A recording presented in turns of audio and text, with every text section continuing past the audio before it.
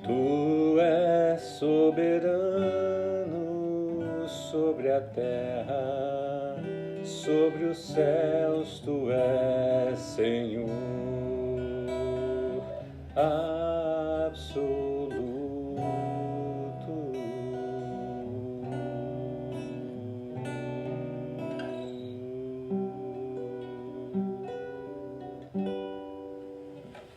Bom dia, meus irmãos, bom dia.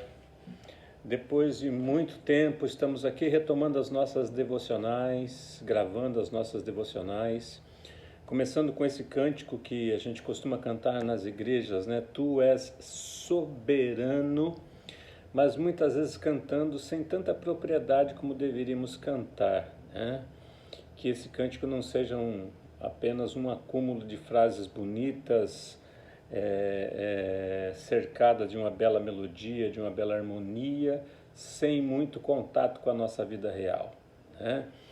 Eu gostaria de ler aqui no livro de Juízes, último capítulo de Juízes 21, versículo 25, diz: Naquela época não havia rei em Israel, cada um fazia o que lhe parecia certo, né? Juízes, ali um tempo que leva pelo menos uns 400 anos, em que não há liderança, não há rei, não há soberania.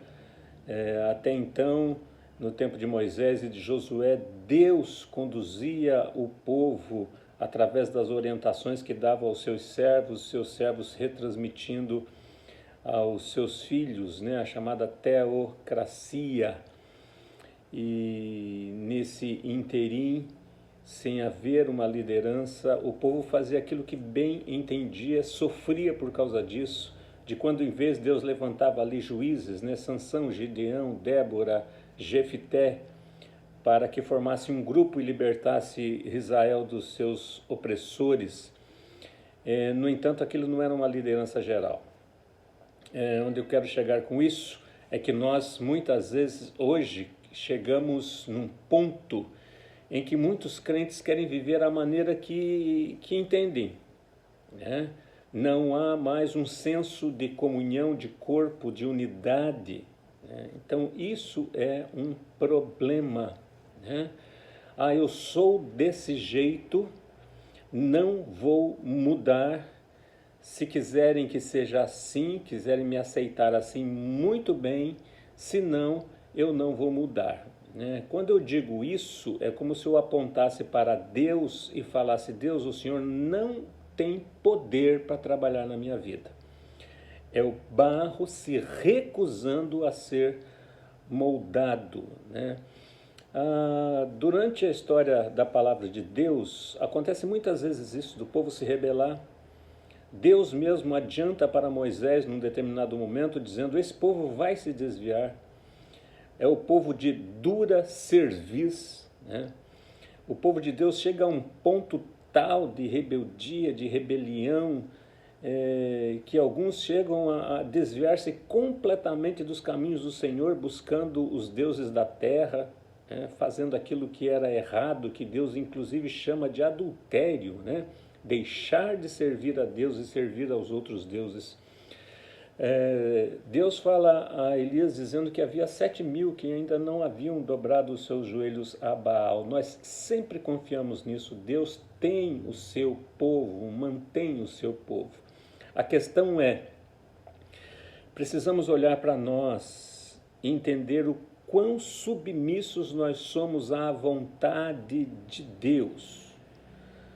Quanto nós estamos deixando a nossa própria carne falar, os nossos próprios desejos serem preponderantes em qualquer relação dentro da igreja, qualquer momento de comunhão. Não tem que ser desse jeito, né? Eu não abro espaço para a conversa, para o diálogo, para a comunhão. E o quanto isso prejudica o corpo de Cristo, né? A palavra chama isso de dura cerviz. Deus chama o povo de dura cerviz, que é esse trecho da nossa nuca que se recusa a abaixar, né? Nós temos que sempre estar altivos, de cabeça erguida, orgulhosos. E aí a gente lê sobre a graça de Deus, a graça que atingiu a Moisés, a Davi, a Elias, a Sansão, ao apóstolo Pedro, a Paulo, que foi responsável por derramar sobre essas vidas da graça de um amor transformador. Eles deixaram de ser aquelas pessoas que eram e se transformavam em novas criaturas. Paulo vai dizer: eis que tudo se fez novo, as coisas antigas já passaram. Será que olhando para a minha vida, eu ainda não estou deixando que o antigo homem, que deve ser transformado, mudado por Deus, ainda tome pé da situação, ainda seja aquele que manda, né? Eu era desse jeito, continuo assim desse jeito, né? Eu era uma pessoa intratável, continuo sendo intratável. Eu era uma pessoa antipática, continuo sendo antipática. Será que não é momento de pensarmos sobre o cuidado de Deus e o modo como Deus trata conosco? Se depender de vós, tende paz com todos os homens.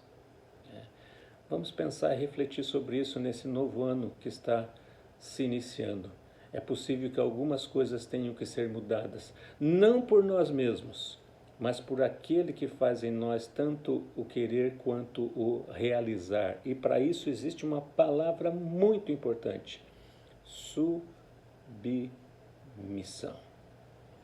Ser submisso à vontade de Deus na nossa vida. Naquele tempo, o povo fazia aquilo que bem entendia porque não tinha orientação. Hoje nós temos orientação. Hoje nós temos o Espírito Santo que em nós habita. Maior aquele que está em nós do que aquele que está no mundo. Vamos andar em espírito e assim não vamos entrar em dissolução. Vamos alcançar a paz, a tranquilidade necessária para que eu cresça, nós amadureçamos e a igreja cresça junto conosco também. Deus te abençoe. Abençoe os irmãos de Paranaguá, de outras igrejas, de outras denominações. Tenha um ótimo dia no nome de Jesus. E pense nisso, fomos chamados para crescer e amadurecer em Cristo Jesus. E isso significa, muitas vezes, deixar o homem velho para trás. Deus te abençoe e guarde em nome de Jesus.